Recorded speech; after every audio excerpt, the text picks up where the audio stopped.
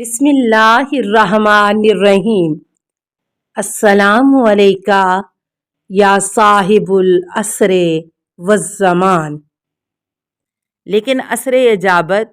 کشف مصیبت نہیں دیکھتے، تو علاوہ اس کے کہ اس مستر میں دعا و قبولیت کے موانع پائے جاتے ہیں، غالباً یا تو اسے استرار میں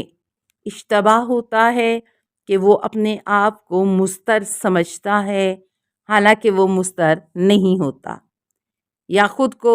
بھولا بھٹکا اور متحیر سمجھتا ہے حالانکہ اسے راستہ دکھا چکے ہوتے ہیں۔ مثلا جو شخص احکام فریع علمیہ سے جاہل ہے، اس کو ان کے احکام کے عالم کی طرف رجوع کرنے کا حکم دے چکے ہیں، جیسا کہ توقیع مبارک میں ہے کہ اسحاق بن یعقوب کے مسائل کے جواب میں تحریر فرمایا گیا، اور باقی رہے وہ حوادث جو تمہارا رخ کرتے ہیں تو ان میں ہمارے راویان احادیث کی طرف رجوع کرو، بے شک وہ میری حجت ہیں تم پر اور میں ان پر حجت خدا ہوں۔ بس جاہل کا ہاتھ جبکہ عالم کے ہاتھ تک پہنچ سکتا ہے، چاہے ہجرت و مسافرت کر کے اس کی کتاب فتویٰ تک، تو وہ مستر نہیں ہے۔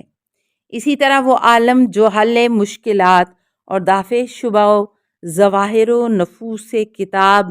اور سنت و اجماع سے کر سکتا ہے، وہ عاجز اور مجبور نہیں ہے۔ اور وہ اشخاص کہ جو اپنے اسباب زندگی اور معاش حدود الہیہ اور موازین شرعیہ سے باہر نکال لے گئے ہیں، اور جتنی مقدار شریعت میں ممدوح ہے اس پر اقتصار اور قناعت نہیں کرتے،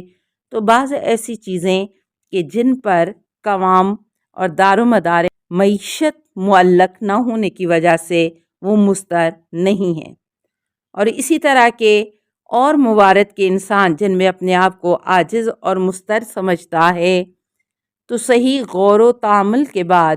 اس کے خلاف ظاہر ہو جاتا ہے، اور اگر واقعی مستر بھی ہو تو شاید اس کی مصلحت یا نظام کل کے مصالح اس کے قول کرنے کے متقاضی نہ ہوں، کیونکہ ہر مستر کے لیے وعدہ قبولیت دعا کیا گیا۔ البتہ مستر کی دعا قبول کرتے ہیں، اور ان کے حضور و ظہور کے زمانے میں مکہ و مدینہ و کوفہ وغیرہ میں تمام اصناف مسترین اور عاجزین آپ کے موالیوں میں سے غیب الاشخاص تھے، اور بہت دفعہ سوال کرتے لیکن قبول نہ ہوتا۔ ایسا نہیں تھا کہ ہر عاجز ہر وقت جو چاہتا اسے دے دیتے اور اس کا اضطرار دور کر دیتے، کیونکہ یہ چیز احتلال نظام اور اصحاب بلاد و مصائب کے اجروں اور عظیم ثوابوں کے اٹھ جانے کا سبب ہے، جو کہ ان اجور اور ثوابوں کو قیامت کے دن مشاہدہ کرنے کے بعد آرزوئے تمنا کریں گے کہ کاش ان کے بدنوں کے گوشت دنیا میں مکرازوں کے ساتھ کاٹے جاتے، اور خداوند عالم نے باوجود قدرت کاملہ اور غنائے مطلق و ذرات و جزیات پر علم محیط رکھنے کے اپنے بندوں کے ساتھ ایسا نہیں کیا۔ 7ویں فصل، حضرت صاحب الزمان صلوات اللہ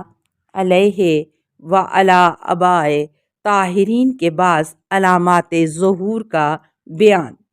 اور ہم ان میں مختصر پر اکتفا کرتے ہیں کہ جنہیں سید سند فقیہ محدث جلیل القدر مرحوم آقا سید اسماعیل عقیلی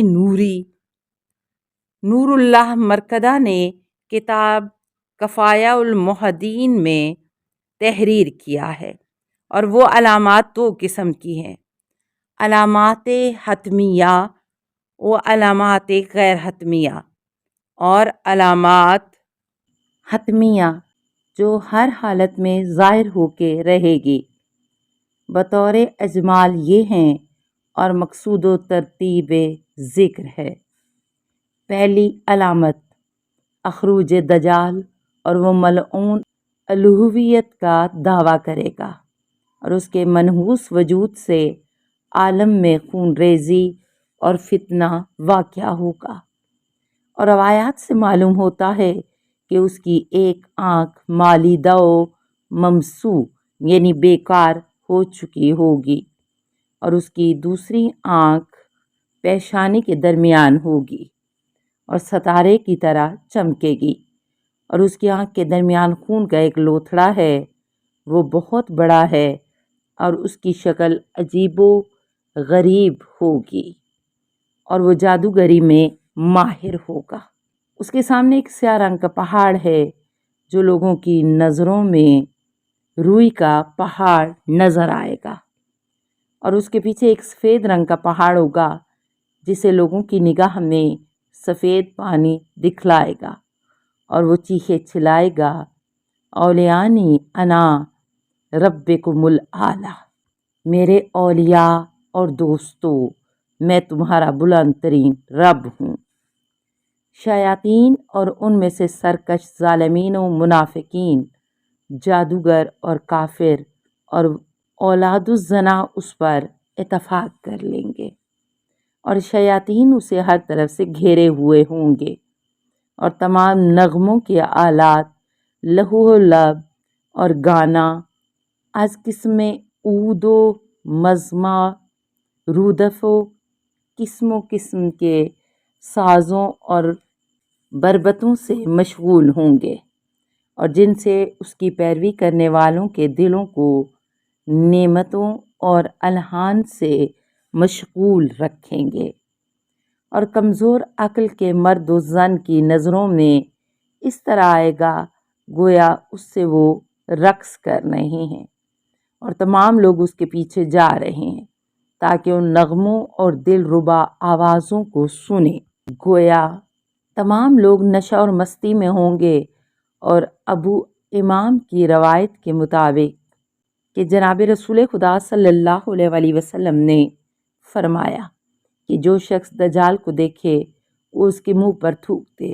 اور اس ملعون کے جادو کو دور کرنے کے لیے سورہ فاتحہ پڑھے تاکہ وہ اس پہ اثر نہ کرے۔ جب وہ ملعون ظاہر ہوگا تو وہ دنیا جہان کو فتن و فساد سے پر کر دے گا۔ اس کے اور حضرت قائم علیہ السلام کے لشکر کے درمیان جنگ ہوگی، اور بالآخر وہ ملعون حضرت حجت الہی یا عیسیٰ ابن مریم کے ہاتھ سے مارا جائے گا۔ دوسری علامت صیحہ، پکار اور ندائے آسمانی ہے کہ بہت سے اخبار و روایات دلالت کرتے ہیں کہ وہ حتمیات میں سے ہے، اور حدیث مفضل بن عمر میں حضرت صادق علیہ السلام سے مروی ہے کہ حضرت علیہ السلام نے فرمایا کہ حضرت قائم مکہ میں داخل ہوں گے اور خانہ کعبہ کے ایک جانب سے ظہور کریں گے، اور جب سورج بلند ہوگا تو سورج کے سامنے ایک منادی ندا کرے گا کہ جسے تمام اہل زمین و آسمان سنیں گے، اور وہ کہے گا کہ اے گروہ خلائق آگاہ رہو کہ یہ مہدی آل محمد علیہ السلام ہیں، اور ان کے جد رسول خدا صلی اللہ علیہ وآلہ وسلم کے نام اور کنیت سے یاد کرے گا، اور ان کا نسب مبارک ان کے والد بزرگوار امام حسن عسکری علیہ السلام بن علی بن محمد بن علی بن موسیٰ بن جعفر بن محمد بن علی بن حسین بن علی بن ابی طالب علیہم السلام اجمعین تک پہنچائے گا، اور اس طرح وہ اس بزرگوار کا نسب ان کے آبائے طاہرین کے اسماء کے ساتھ بیان کرے گا کہ مشرق سے لے کر مغرب تک کے تمام افراد اسے سنیں گے۔ پھر کہے گا کہ ان کی بیعت کرو تاکہ ہدایت حاصل کرو، اور ان کے حکم کی مخالفت نہ کرنا ورنہ گمراہ ہو جاؤ گے۔ پس ملائکہ نقبائے انسو نجبائے جن کہیں گے لبیک، اے خدا کی طرف بلانے والے، ہم نے سنا اور اطاعت کی۔ بس وہ مخلوق جب اس ندا کو سن لے گی تو شہروں، بستیوں، صحراؤں اور دریاؤں سے، مشرق سے لے کے مغرب تک کے لوگ مکہ معظمہ کا رخ کریں گے اور حضرت علیہ السلام کی خدمت میں پہنچیں گے،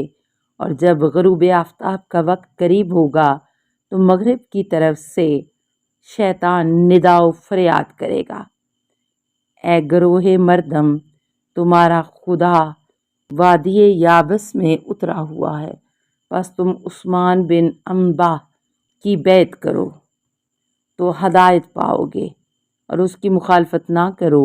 ورنہ گمراہ ہو جاؤ گے۔ السلام علیکہ یا صاحب العصر والزمان، الامان الامان الامان من فتن الزمان، السلام علیکہ یا خلیفۃ الرحمن، السلام علیکہ یا امام الانس والجان، السلام علیکہ یا مظہر الایمان، السلام علیکہ یا شریک القرآن، السلام علیکہ یا قاطع البرہان، السلام علیکہ یا امام زماننا، ھذا اجل اللہ فرجک وسہل اللہ مخرجک وظہورک، السلام علیکہ ورحمۃ اللہ۔ اللہم صلی علی محمد و آل محمد۔